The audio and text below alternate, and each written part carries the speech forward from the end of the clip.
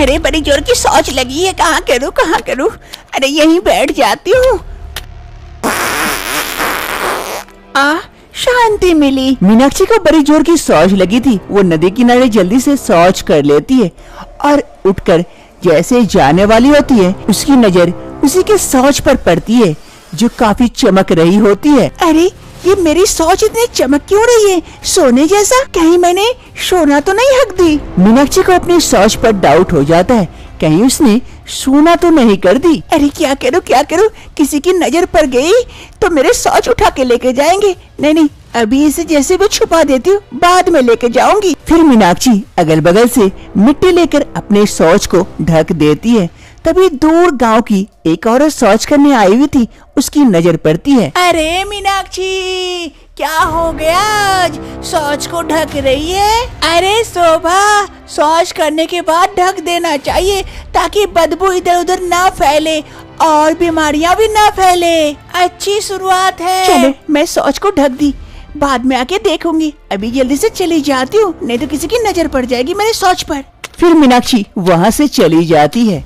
शाम का वक्त होते ही मीनाक्षी चुपके उस जगह पर आ जाती है जहाँ पर वो दिन में शौच करके गई थी। वो आकर देखती है वो शौच काफी चमक रही है। वो जल्दी से आकर मिट्टी हटाती है। अरे वाकई मैंने तो सोना हगी हूँ, ये तो सोना है। माँ जी ये देख के तो काफी खुश हो जाएगी। अब तो हम काफी अमीर हो जाएंगे। अरे कोई देख न ले, जल्दी से मैं अपना शौच को ले लेती हूँ और घर चली जाती हूँ। फिर मीनाक्षी जल्दी से अपने शौच को समेट लेती है और वहाँ से लेकर चली जाती है। मीनाक्षी जल्दी से शौच को घर लेके आती है और अपनी सास को आवाज लगाती है। अरे माँ जी जल्दी आइए, टोकरी लेके। देखिए मैं क्या लेके आई हूँ, आप देख के खुश हो जाएंगे। मीनाक्षी की सास रीमा देवी रसोई में काम कर रही थी। वो जल्दी से एक टोकरी लेकर मीनाक्षी के पास आती है और मीनाक्षी अपने शौच को उस टोकरी में रख देती है। अरे बहू, ये क्या है पीला पीला? अरे माँ जी, ये मेरी शौच है। क्या ये तुम्हारी शौच है? शौच को तुम मेरे हाथ में ऐसे दे दी? जी बहू, जी घिन आ रही है। ये क्या कर दी तुम? अब तो मुझे गंगा नहाना पड़ेगा। अरे माँ जी सुनिए तो पहले अच्छे से शौच को देखिए तो। ये चमकदार है, भले ही मेरा शौच है लेकिन अब ये सोना है, सोना। रीमा देवी मीनाक्षी की शौच को अच्छी तरह से देखती है। वो चमकदार देखकर समझ जाती है वाकई ये सोना है और काफी खुश हो जाती है। अरे बहू, मेरी सोना देने वाली बहू, अब तो हम अमीर हो जाएंगे। तुम दिन भर हकते रहना, हम उसे बेच के कमाएंगे। मीनाक्षी की ये बात ज्यादा दिन तक छुपकर नहीं रहती है और पूरे गांव में ये बात फैल जाती है। एक रोज सभी गांव वाले मीनाक्षी के घर के बाहर पहुंच जाते हैं। अरे आप लोगों को क्या हुआ? हमारे घर के बाहर इतना हल्ला क्यों कर रहे हैं? अरे बेटा, ज्यादा छुपाने की कोशिश मत करो। तुम्हारी बहू सोना देती है, सोना हगती है, इसीलिए हम भी चाहते हैं तुम्हारी बहू को अपने घर ले जाके हगाए।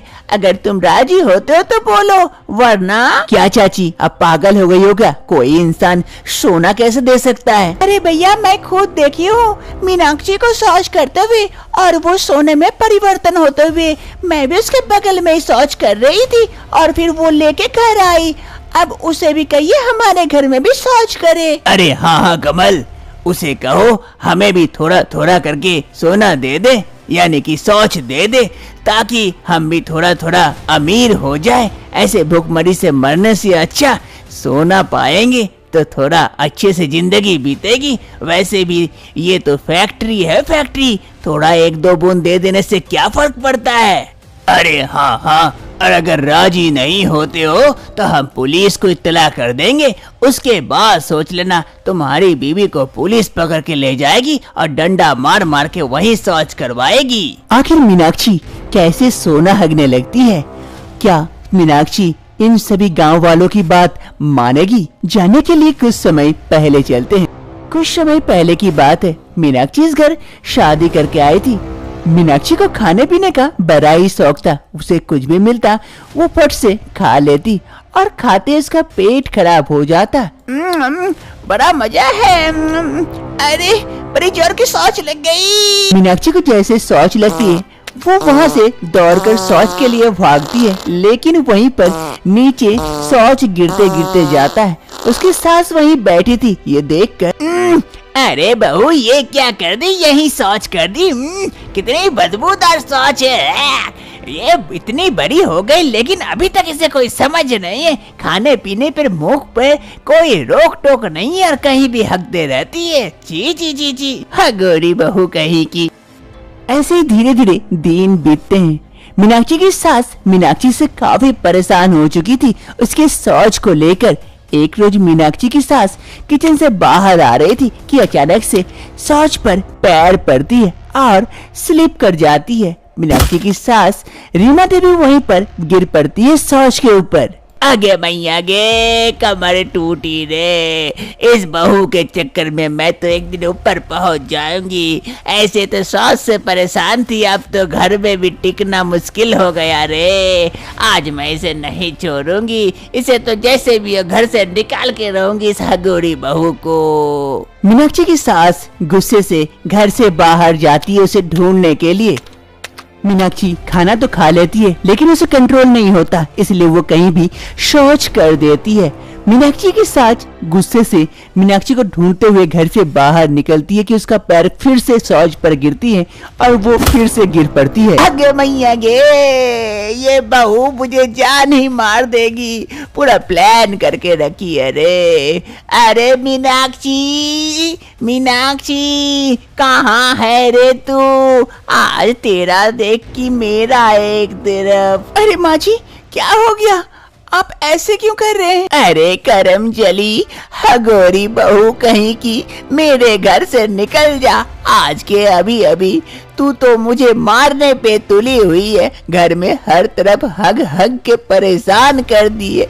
हमारा घर तो शौचालय बन चुका है, सभी नदी उदी जाते हैं शौच के लिए, तू तो हमारे घर में शौच कर करके परेशान कर दिए। अरे कुलक्खनी कहीं की, निकल जा मेरे घर से।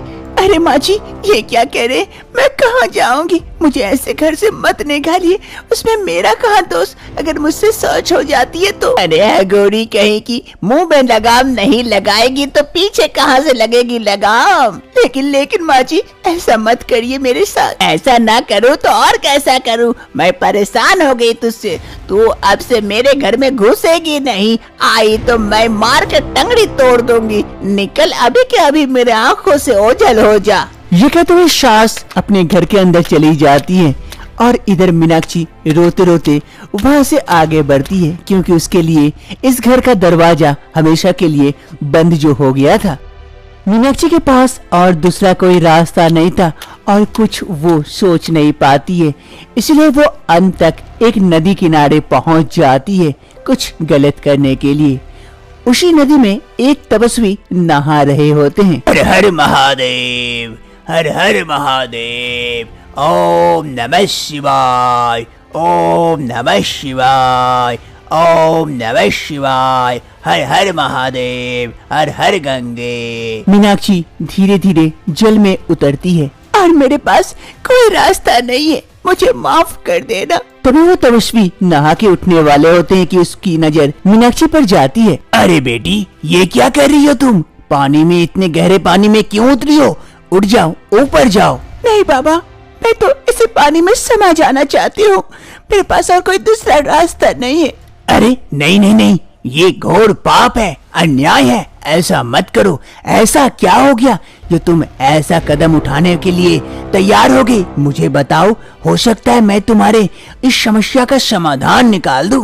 नहीं बाबा, इसका कोई समाधान नहीं है, मुझसे सभी कोई घिन करने लगे हैं, मुझे सास ने घर से तक निकाल दिया, अब मैं किस मुंह से रहूं इस दुनिया में? अरे नहीं नहीं बेटी, कारण तो बताओ, ऐसा क्या बात हो गई जो सभी तुमसे घृण करने लगे? फिर मीनाक्षी अपनी सारी कहानी साधु बाबा को बताती है कि किस प्रकार से उसकी सोच उसकी परेशानी की वजह बन चुकी है। अब बताइए बाबा, अब मैं क्या करूं? अरे बेटी, इतनी छोटी सी बात के लिए तुम इतना बड़ा कदम उठाने जा रही थी?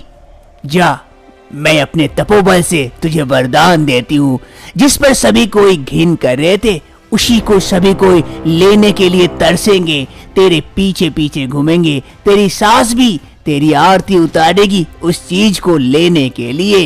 ये मेरा वरदान है। जा बेटी जा, अब सभी कोई तुझसे प्यार करेंगे और प्यार से रहेंगे। क्या बाबा, ऐसा हो सकता है?